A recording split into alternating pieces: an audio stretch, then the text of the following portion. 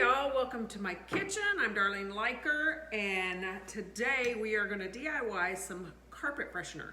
So I have 1 cup of baking soda in my glass jar, and as you can tell, you can take your pick of whatever freshener scent that you want from your Young Living oil. So I am going to use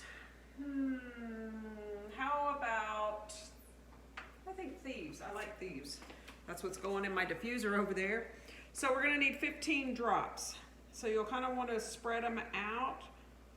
5, 6, 7, 8, 9, 10, 11, 12, 13, 14, 15.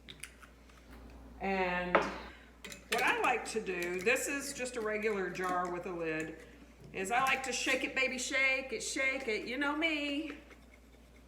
So I'm gonna do that to disperse all the scent around in there.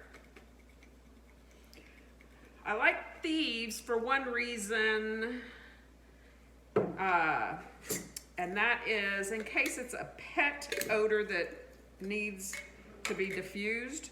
And in the carpet, you just wanna make sure it's all not clumpy or anything in there. And yeah, that keeps them from going back there. So now I have a shaker bottle that was a spice bottle, right? And I kept all the parts and pieces, and now I'm just gonna put that in there because I have carpet upstairs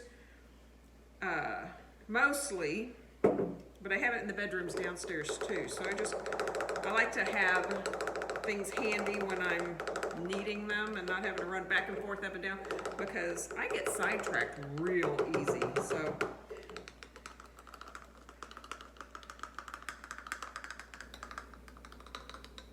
there we go. And I guess I can just go on and fill that. But yeah, stick a label on it.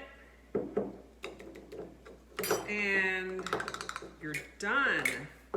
So you put that shaker top on it. You can buy at the dollar store glass shaker bottles, you know, for cheeses and things like that. So carpet freshener and label. Voila, y'all. You have it. Carpet freshener DIY. Don't go buy it because it's going to have chemicals in it. You want the pure therapeutic grade carpet freshener. Who would have thunk that? Thanks for joining me. Y'all live well.